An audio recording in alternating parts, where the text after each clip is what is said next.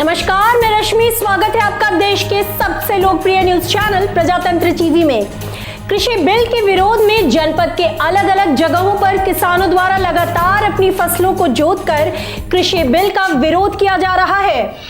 कृषि बिल के विरोध में अब एक किसान ने फिर से 4 बीघे में खड़ी गेहूं की फसल को जोतकर बिल का विरोध किया है। किसान का साफ तौर से कहना है कि केंद्र सरकार द्वारा कृषि बिल के विरोध में उसने अपनी गेहूं की फसल को जोता है। किसान इस सरकार से काफी परेशान है। सरकार अपनी हठधर्मिता दिखाते हुए कृषि बिल को वापस नहीं ले रही है। जब तक यह काला कानून वापस नहीं होगा तब तक किसान अपनी फसल को नष्ट करता रहेगा। सर, क्या नाम है आपका? मेरा नाम सुनील कुमार है जी। कहाँ के निवासी है? ग्राम माहू। ये जो आप खेत जोत रहे हैं, क्यों जोत रहे हैं? किसान आंदोलन की समर्थन में जोड़े, क्योंकि इन्होंने जो ये तीनों कृषि कानून बनाए गए हैं ये बहुत ही जो है किसान के लिए आत्महत्या का काम कर दिया। और मैं तो अपनी आत्मग्लानि में इतना त्रसित हो गया कि मुझे अपनी गेहूं की खड़ी फसल जो है जोतनी पड़ी, क्योंकि हमें अपने बच्चों को भी भविष्य देखना है। अगर हमारे बच्चे क्या करेंगे जब इस तरह से 1935 गेहूं को गवर्नमेंट का रेट निकाला था और वो 1100 तक जो है बाज़ार में बिक गया, तो हम लोग किसान कहलाते हैं। किस बात के किसान हैं? हमारे बच्चे क्या खाएंगे आगे चल कर? क्योंकि कृषि की लागत हमेशा बढ़ती चली जा रही है और ये 10 पैसे भी जो है किसी फसल पर ना गन्ने पे बढ़ा रहे ना भुगतान दे रहे हैं गन्ने का। कितना बीघा खेत है आपका? ये 4 बीघे का खेत है जी मेरा। क्या चाहते हो फिर आप सरकार से ये चाहते हैं, एक तो MSP जो है हमारी कानूनी वो जामा पहनाया जाए, और जो है किसान इतनी आत्महत्याएं कर रहा है उसके गन्ने का भी जो है पेमेंट समय पर किया जाए। फरीदाबाद के भराना चौक के पास गली नंबर 7 में रेत से भरी एक ट्रैक्टर ट्रॉली सीवर का ढक्कन टूटने से पलट गई, जिसके नीचे एक महिला और बच्चा दब गया।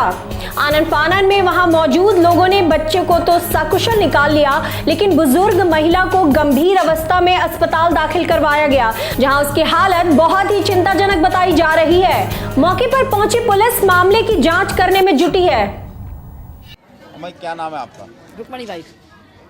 आप क्या देखा आपने, कैसे हादसा हुआ था आपके? नहीं, हमने मैं वहाँ खड़ी थी, तो जब ये गाड़ी आई ना तेजी से ला रहा उसके घर ने कहा खड़े हो जाओ, अंदर हो जाओ। मैं उठ के उसकी गली के अंदर गई और वो उठने लगी, इतने तक गाड़ी पलट गई। यही देखा हमने, वहीं तक गाड़ी पलट गई एकदम। तो आप जब वहाँ खड़े थे तो आप कितनी दूर करते हो? ये वहाँ बैठी थी और मैं उसके यहाँ दरवाजे पे आ गई। वो अपनी दुकान के दरवाजे बैठी थी, उसके घर के दरवाजे पे आ गई। हाँ, बहुत दूर है, जैसे ये दूर है इतनी दूर से। तो ये गाड़ी जो लोड होकर आ रही थी, कितनी देर लगी आपको? मेरे को नहीं, गाड़ी तो अपने जहाँ आ गई थी यहाँ तक, तो उसके घर ने कहा खड़े हो जाओ। वो जरा भारी थी शरीर की, मैं पीछे हो गई, वो इतने खड़ी होने लगी तो बाइक हम पलट गए। वो बच्चा चीज ले रहा था। तो कौन कौन घायल हुआ है? घायल हमने उसको देखा, मैंने उसको और लड़के को। एक लड़का, एक औरत लेडीज और एक छोटा लड़का चीज लेने आया था। अब उसका घर वाला स्टेट बैठा है, देखो उसको लगी या नहीं लगी उसको मैंने देखा नहीं, मैं एकदम अंदर हो गए ना उनके। अच्छा। और हम बच्चे को ज़्यादा लगी है? लेडीज को ज़्यादा, बच्चे को बस इतने तक पैर दबे थे, इतने तक मट्टी में पैर दब गए थे बच्चे के। अच्छा। और ऐसे दीवार के साथ खड़ा था दुकान के। ठीक है। हाँ, और मेरे पैर और चप्पल दब गए, मैं पर पीछे हो गई। अच्छा, आप पीछे हो गए? हाँ, मैं उनकी गली। लेडीज को ज़्यादा लगी? हाँ, लेडीज को ज़्यादा लगी, वो दब गए बेचारे। आज एक हादसा हुआ है, क्या हादसा हुआ है और क्या क्या कौन कौन घायल हुआ? भाई ट्रॉली जा रही थी ट्रैक्टर की और सीवर का खड्डा था, वो बैठ गया और पलट गई ट्रॉली। तो इस हादसे में कौन कौन से पेट में आया? अभी कुछ नहीं कह सकते, हॉस्पिटल भेजे हैं। ठीक है, हॉस्पिटल से चल रहा है अभी? हाँ, रेस्क्यू जारी है। सर आपका नाम? मेरा नाम सब इंस्पेक्टर अनिल जी। मेरा नाम सन्नी वर्मा। क्या हादसा हुआ था? ये जी बैठे हुए थे यहाँ पर, ट्रॉली पीछे से आई है और एक साथ ही बच्चा उधर कुछ सामान वगैरह ले रहा होगा, ऐसे में तो अंदर था। फिर ये मतलब एक साथ ही गड्ढा था, इधर लेटरिन गड्ढा था एक तरीके से, गटर का गड्ढा जो होता है उसी के कारण नीचे चला गया ट्रॉली। और हाँ जी, कौन कौन घायल हुआ इसमें? घायल तो जी एक लेडीज थी और एक बच्चा था छोटा। बच्चे की उम्र होगी ज़्यादा से ज़्यादा 4-5 साल। वो खड़ा था, दुकान में बैठे हुए थे वो अपनी? हाँ, वो अपनी दुकान पे बैठी थी। ट्रॉली एक साथ ही अंदर घुस गई है उसमें। तो लगता है कि अभी कैसी हालत होगी, ज़्यादा गंभीर हालत थी? लेडीज़ की तो गंभीर है, बाकी बच्चा तो सही है। पुलिस मौके पे पहुंच गई थी? हाँ जी, पुलिस तो मौके पे आई गई, लेके तो आई गई पुलिस को मौके पे। खैर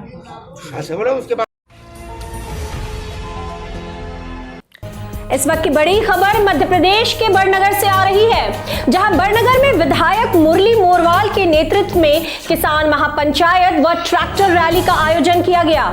किसान महापंचायत ट्रैक्टर यात्रा कोट चौराहे से प्रारंभ हुई, जिसमें पूर्व कांग्रेस प्रदेश अध्यक्ष अरुण यादव स्वयं ट्रैक्टर चलाते हुए रैली में शामिल हुए। पूर्व मुख्यमंत्री दिग्विजय सिंह तराना, विधायक महेश परमार, बड़नगर विधायक मुरली मोरवाल, नागदा खाचरौद विधायक दिलीप गुज्जर मौजूद थे तथा एक अन्य ट्रैक्टर पर भारतीय किसान यूनियन के नेता गुरनाम सिंह चडूनी व उसके साथी मौजूद थे, जो नगर के प्रमुख मार्गों से होते ही खोप दरवाजा पहुंची, जहां पर सैकड़ों की तादाद में ट्रैक्टर व हजारों की तादाद में किसान व कांग्रेस के नेता मौजूद थे। खोप दरवाजा पर सभा का आयोजन हुआ, जिसमें केंद्र सरकार द्वारा कृषि कानून को लेकर विरोध किया गया। पंजाब कर्नाटक से आए किसानों ने भी अपने उद्बोधन दिए। साथ ही सभा में विशेष बात यह रही कि कांग्रेस के पूर्व मुख्यमंत्री दिग्विजय सिंह, अरुण यादव, विधायक मुरली मोरवाल, विधायक दिलीप गुज्जर सहित उज्जैन जिले के कांग्रेस के नेता किसानों के साथ जमीन पर बैठे दिखाई दिए। बात यह है कि किसान महापंचायत गैर राजनीतिक है और शुद्ध रूप से इन किसान विरोधी कानूनों को जनता तक पहुंचाना है कि किस प्रकार से, किन कारणों से ये किसान विरोधी हैं। कांग्रेस पार्टी सदैव से इसका आपने अभी यहाँ सभी लोग उपस्थित थे। पूरे मध्य प्रदेश में भारत कृषक समाज और अन्य हमारे जो कृषक संगठन है, उन लोगों ने ये तय किया है कि हम हर ब्लॉक में जाकर इस तरह की महापंचायत करेंगे और वो महापंचायत जो भी होगी वो गैर राजनीतिक होगी, उसमें किसी प्रकार का भी कोई पॉलिटिकल इंटरफेरेंस नहीं होगा। आपने देखा कि आज जो कुछ भी यहाँ हुआ है, सभी किसान संगठनों ने ही अपनी बात यहाँ पर रखी। समूचे प्रदेश में ये महापंचायतें करेंगे और उसके बाद दिल्ली जाने की आवश्यकता होगी तो समूचे मध्य प्रदेश के किसान संगठन मध्य प्रदेश के किसानों को लेकर दिल्ली की तरफ कूच करेंगे। यही हमारा मुख्य एजेंडा है। जो कांग्रेस द्वारा किया जा रहा है और किसान महासभा का आयोजन किस प्रकार किया जा रहा है? आज किसान महापंचायत का कार्यक्रम जो भारतीय जनता पार्टी के नेताओं ने और प्रधानमंत्री और मुख्यमंत्री ने 3 काले कानून पास करे हैं, उसके विरोध में महापंचायत माननीय दिग्विजय सिंह जी, पूर्व मुख्यमंत्री, राज्यसभा सांसद और गुरनाम सिंह जी के नेतृत्व में किसानों का ये किसान महापंचायत और ये ट्रैक्टर के हजारों की संख्या में यहाँ पे जो उपस्थित है किसान भाई और ट्रैक्टर, उनको लेके एक रैली निकाली गई है। जिस तरह से केंद्र सरकार ने डीजल, पेट्रोल, गैस की टंकी, दाल, तेल, इनके जो भाव बढ़ाए हैं, उसको लेकर आज ये किसान महापंचायत का कार्यक्रम रखा गया है और किसान भाइयों में हजारों की संख्या में यहाँ पे उपस्थित अभी हो चुके हैं। आप कुछ ही देर में माननीय दिग्विजय सिंह जी यहाँ पे पधार चुके हैं, पधारने वाले हैं और माननीय अरुण यादव जी, पूर्व केंद्रीय मंत्री, यहाँ पे आ चुके हैं और नमस्कार, मैं रश्मि, स्वागत है आपका देश के सबसे लोकप्रिय न्यूज चैनल प्रजातंत्र टीवी में। शकुंतला देवी शिक्षण संस्थान में विज्ञान प्रदर्शनी का आयोजन किया गया, जिसमें छात्राओं ने विभिन्न प्रकार के वर्किंग, नॉन वर्किंग मॉडल बनाकर सभी को आकर्षित किया। इस प्रतियोगिता का आयोजन 3 वर्गों में किया गया, जिसमें पहला वर्ग सब जूनियर, दूसरा वर्ग जूनियर व तीसरा वर्ग सीनियर रखा गया। बच्चों ने रोड सेफ्टी, आर्मी सेफ्टी, प्रदूषण, जल संरक्षण, पवन चक्की से लाइट, वायु, पानी और सौर ऊर्जा से बिजली आदि विभिन्न विषयों पर मॉडल बनाकर प्रस्तुत किए। पीड़ित महिला ने बताया कि अरशद उससे पिछले 10 साल से प्यार करता था। उसकी शादी दूसरी जगह होने के उपरांत भी अरशद ससुराल में आकर उसके साथ शारीरिक संबंध बनाता रहा, जिसका शक होने पर उसके ससुराल वालों ने उसे घर से निकाल दिया। कुछ लोगों ने बीच बचाव करते हुए उसे ससुराल से तलाक दिलवा दिया तथा उसके दोनों बच्चे ससुराल वालों ने रख लिए। मोहम्मद अरशद उसके साथ लगातार शारीरिक संबंध बनाकर उससे निकाह करने को कहता रहा। वह जब भी निकाह की बात कहता तो वह जब भी निकाह की बात करती तो वह टाल मटोल करता रहा। पीड़ित महिला द्वारा एसपी कार्यालय में भी आरोपी के खिलाफ कोई कार्रवाई न होने की शिकायत की गई। आज आरोपी मोहम्मद अरशद के घर वालों के बुलाने पर पीड़िता उनके घर गई। घर पर अरशद के परिवार वालों ने उसे धमकाने की कोशिश की। पीड़िता ने जानकारी देते हुए बताया कि उसके खुद के घर वाले भी अरशद के परिवार के साथ हमसाज हो गए हैं। आप यहाँ आई थी, क्या मामला? मुझे बुलाया गया था यहाँ पे कि आते तो बात कर ले, मसला खत्म कर दे, केस खत्म कर ले। किस चीज़ का केस है, क्या मामला? 376 464 की बहान हो गया, मेडिकल भी हो गया। मुझे मेरे घर वाले सारी फैमिली हमसाज हो गए। मुझे अकेले को छोड़ रखा है, मारने की जोर पर धमकी दी जा रही है। अभी अकरम कह के गया कि मर जा जल जा, हम पे कोई फर्क नहीं पड़ने वाला।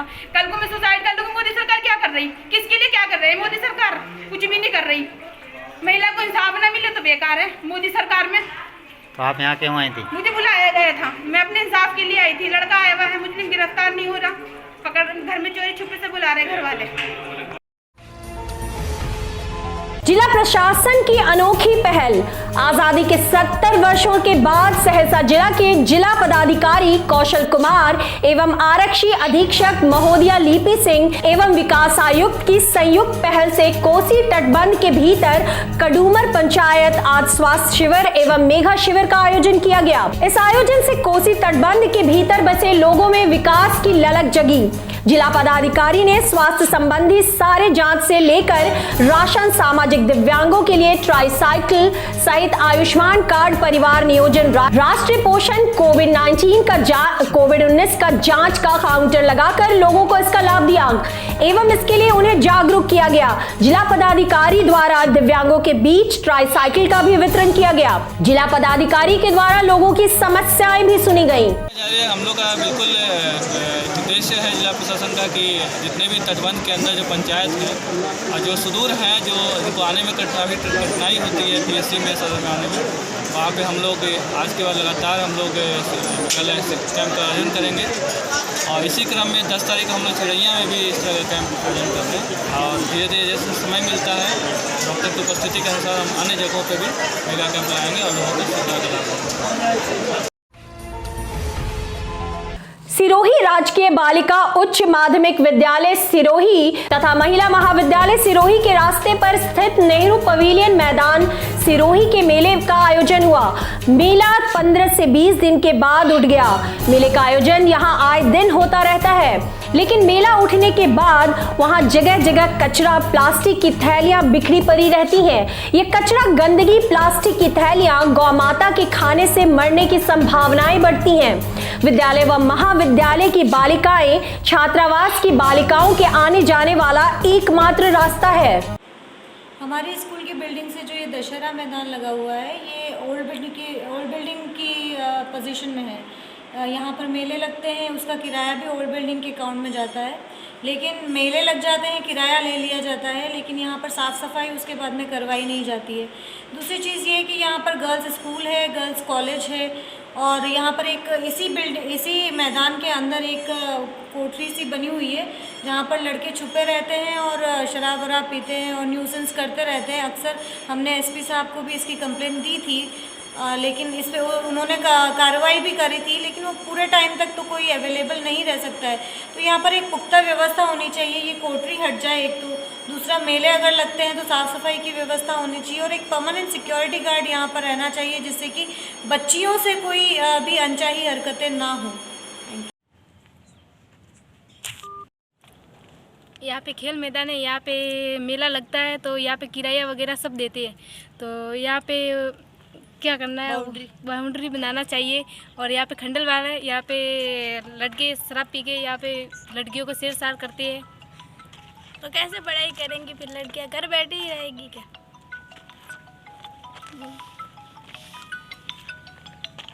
यहाँ पे खेल मैदान है, तो उसके लिए मतलब ये मेला लगाते हैं, तो 15 दिन मेला लगाते हैं, तो साफ़ सफाई भी होनी चाहिए, नहीं तो गंदगी होती है। लड़कियाँ कैसे गुजरी, यहाँ पे बाउंड्री होनी चाहिए पूरे, जिससे उनके लिए मतलब सही से सुविधा हो सके और घर से जा सके और सही आ सके। यहाँ पर लड़कियाँ पढ़ती है, तो यहाँ पर लड़के सेठते हैं, तो यहाँ पर बाउंड्री लगानी चाहिए। सारी सुविधा होनी चाहिए। क्या क्या सुविधा चाहते हो यहाँ पे? या कचरा होता है उनको साफ करना चाहिए, बॉर्डर यहाँ पे लगाना चाहिए, यहाँ पे इस तरह सफाई कर्मचारी रखना चाहिए, कर्मचारी रखना चाहिए। हाँ। और लड़कियाँ सही से नहीं आ सकती, इनके लिए कोई मतलब चौकीदार होना चाहिए, चौकीदार वगैरह होना चाहिए जिससे उनको सेफ्टी हो सके। उनके लिए या दिन भर रोमियो और ऐसे लोग चक्कर काटते हैं, हत्या भी करते हैं, परेशान भी करते हैं, लड़कियों को छेड़छाड़ करते हैं, लड़कियों को छेड़ते भी है, और ये खंडर में बैठ के नशा करते हैं। नशा करती है। तो इसके ऊपर बहन जी क्या आप चाहते हो, या कार्रवाई होनी चाहिए क्या? कार्रवाई होनी चाहिए, इनके लिए कार्रवाई होनी चाहिए, बच्चियों के लिए कार्रवाई होनी चाहिए, और यहाँ के टॉयलेट की वगैरह व्यवस्था होनी चाहिए, यहाँ के ये बबूल का पेट ज़्यादा हुआ है, उनकी साफ सफाई होनी चाहिए, और वार्निंग की अच्छी से व्यवस्था जो बालिका पढ़ सके अच्छे से आने के। तो मतलब ये आप सब के लिए एक परेशानी का सबब बना हुआ है ये खेल मैदान, और नगर वासियों से आप सभी बालिकाएं क्या अपील करना चाहोगी? शहर के जिम्मेदार लोगों से क्या सफाई की व्यवस्था चाहोगी? सफाई की, और यहाँ पे सिक्योरिटी लगा रखे, या बाउंड्री होनी चाहिए, यहाँ पे चौकीदार लगना चाहिए। इस मेले से जो भी कमाई होती है उस कमाई का पैसा इस खेल मैदान पे ही खर्च होना चाहिए। ये सब आप चाहते हो ना? आप सबकी भावनाएं प्रशासन के पास पहुंचाई जाएगी, और आपको सिरोही के जो सजग लोग हैं आपकी समस्या को समझकर उसका जरूर निदान करेंगे। Thank you.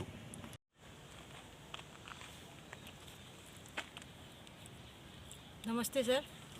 यहाँ पे जो ये ग्राउंड बना हुआ है, यहाँ पे बहुत गंदगी ज़्यादा फैली हुई है, तो इसको साफ़ कराओ, क्योंकि हम यहाँ से आते जाते रहते, और यहाँ पे कोई सिक्योरिटी गार्ड वगैरह लगा हमारे सुरक्षा के लिए। धन्यवाद। और यहाँ पर जो ये गंदगी है उसको मतलब साफ सफाई करवाओ, यहाँ पर जो भी है ये प्लॉट जिसका भी है। ये खेल मैदान है और यहाँ पे मेले लगते हैं, तो मेले के दरमियान आपको क्या क्या समस्याएं आती है? यहाँ पर ना ऐसे मतलब लड़के जो होते हैं वो बाइक ऐसे आगे पीछे करते हैं, और यहाँ पर मतलब साफ सफाई करवानी है। तो ये मेले को लेकर के आप क्या साफ सफाई और इस खेल मैदान के लिए क्या क्या चाहते हो वो बताओ बेटा। कहना चाहूँगी कि जो मेला लगाता है उनको ये भी करवाना चाहिए कि जैसा क्या बोलते हैं, जैसा लेके साफ करके रख के जाना चाहिए वापस, उसी के हिसाब से गंदगी फैला के नहीं जाना चाहिए। Thank you. सिरोही के रावण दशहरा मैदान पर जो मेला भरता है वो मेला उठ जाता है, उसके बाद में पास के विद्यालय को बहुत सी समस्याओं का सामना करना पड़ता है।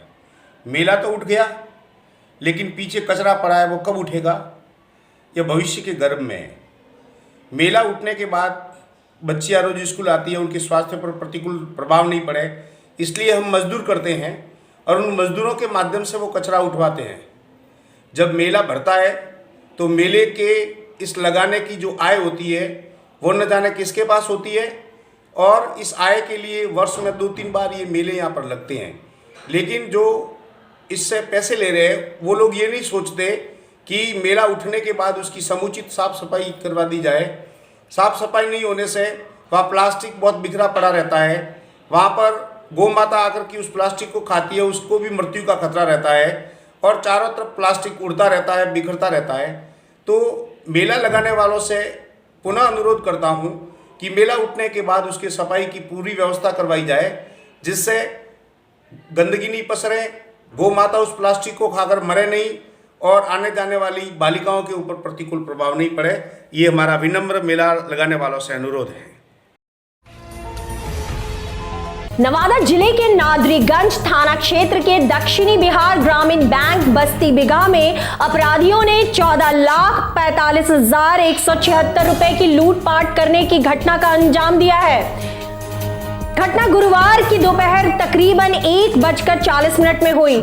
लूट की घटना के बाद इलाके में हड़कंप मचा हुआ है। अपराधियों ने पुलिस प्रशासन को घटिया बताते हुए दिन दहाड़े घटना को अंजाम दिया। अपराधियों ने पुलिस गश्ती का पोल खोलकर बेखौफ घटना को अंजाम देकर फरार हो गए। घटना का अंजाम कुछ इस तरीके से दिया गया कि मैं जीविका का पेमेंट करने के लिए मैं कैश काउंटर से सेफ रूम से पैसे लेके आया, और उसके चंद सेकंड के बाद 2 लोग अंदर घुसे, और उसके बाद मेरे को अपने कब्जे में ले लिया, और मेरे काउंटर से सारे पैसे उसने अपने थैले में रख लिया। उसके बाद और दूसरी जगह उन्होंने पैसे को खोजना शुरू किया, और मेरे ऊपर दबाव डालते हुए, मुझे मारते पीटते हुए उसने कहा कि और पैसे कहाँ हैं, नहीं तो मैं तुझे गोली मार दूंगा, 2 मिनट के अंदर तेरी जान चली जाएगी। इस कंडीशन में मैं थोड़ा फिर भी मैं उसे टालने की अपनी तरफ से पूरी कोशिश करी। जितना हो सकता था मैंने किया। जब ज़्यादा मारपीट होने लगा, मुझे लगा कि कहीं ना गोली ना चला दे। इस कंडीशन में मैं फिर सेफ रूम में ले गया और तिजोरी मेरे सामने उसने खुलवाया, जो कि प्रत्यक्ष रूप से कैमरे में रिकॉर्डेड होगा ये सारा मामला। उसने खुलवाकर सारे पैसे वहाँ से भी उसने उठा लिए और ब्रांच के अंदर जितने भी स्टाफ थे और जितने भी लोग थे सबों को इसी स्ट्रॉन्ग रूम में बंद कर दिया और उसके बाद वो लोग चले गए। आपका नाम क्या हुआ? राजीव रंजन। पद नाम? जी। किस पद पर? कार्यालय सहायक। लगभग कितना राशि का लूट हुआ? 14 लाख के आसपास। फार्म भर रहे थे जमा वाला, तो उधर से एक आदमी अंदर आया और फिर पीछे से बंदूक लगा दिया, बोला कि तुम चुप रहो, हल्ला नहीं करना। और फिर तुरंत पैसा उठा के जेब में रख लिया। कैसे सर को मारे लगा, बोला पैसा दो पैसा दो। अंदर से निकाला, उसके बाद अंदर गया और अंदर से भी बंदूक दिखा के सबको पैसा निकाला। हम लोगों को बोला कि चुप रहो, तुमको कुछ नहीं करेंगे। अब बंदूक दिखा देते थे हर बार, एकदम कुछ हल्ला मत करो, एकदम कि हाथ उतना हिलाओ, एकदम बस बैठल रहो। और उसके बाद सबको अंदर बंद कर दिया और बाद चला गया सर। अब जाते जाते मेरा पर्स में पैसा था सर, तो निकाल के पर्स उधर फेंक दिया। अब हम आए थे, हम सोचे पर्स लेके भाग गया, फिर खोजने लगे तो नीला पर्स उधर रखा। कितना पैसा था? 4000 रुपया था सर लेके चले। क्या नाम हुआ आपका? सर आशा देवी। नवादा जिले के रजौली अनुमंडल के रजौली इंटर विद्यालय के मैदान में शुक्रवार को पंचायत स्तरीय क्रिकेट टूर्नामेंट का उद्घाटन रजौली अनुमंडल पदाधिकारी चंद्रशेखर आजाद, रजौली थाना प्रभारी दरबारी चौधरी, पूर्व मुखिया विनय सिंह, मुखिया प्रतिनिधि राजकुमार यादव, मुन्ना सिंह ने संयुक्त रूप से फीता काटकर किया।